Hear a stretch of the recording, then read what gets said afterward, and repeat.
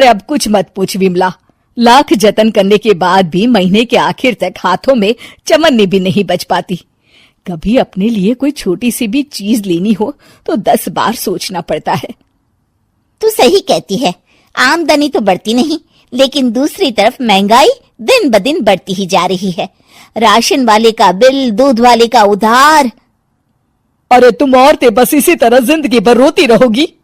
खुद के पैरों पे खड़े होने की सोचो, तब तुम्हें पैसों के लिए किसी का मुंह नहीं देखना पड़ेगा।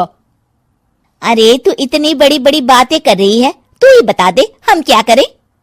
हम औरतें चाहे तो कोई छोटा मोटा व्यापार कर सकती हैं, जैसे कि साड़ी बेचने का।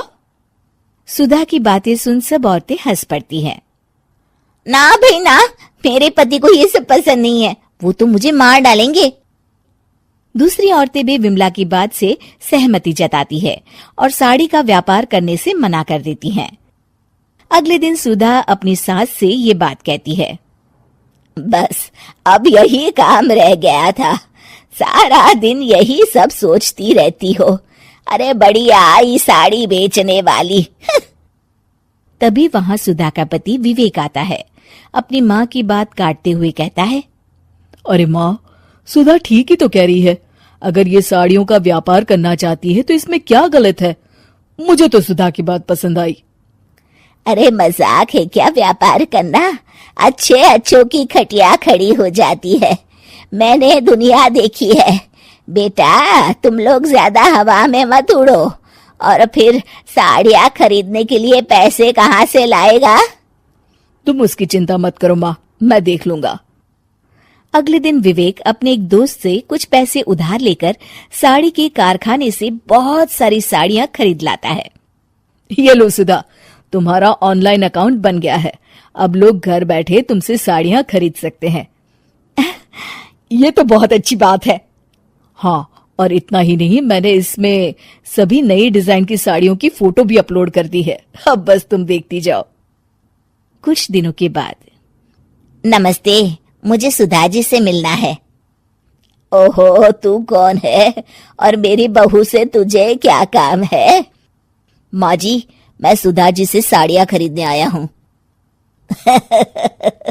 अरे बड़ा बेवकूफ है तू, इतना बड़ा मीना बाजार छोड़कर यहाँ साड़ी खरीदने आया है।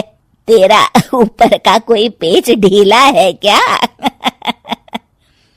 अरे माँ जी, आप नहीं जानती, आजकल ऑनलाइन का जमाना है, समय और पैसे दोनों की बचत होती है। तभी वहां सुधा आ जाती है। सुधा बिरजू को साड़ियां दिखाती है। क्या बात है सुधा बहन जी, आपके पास तो बहुत ही सुंदर सुंदर साड़ियां हैं। एक काम करिए, ये वाली दे दीजिए और ये वाली भी।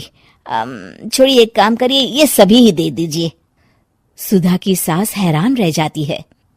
अरे इतनी साड़ी का तू करेगा क्या? अरे माँ जी, मेरी बीवी पहनेगी।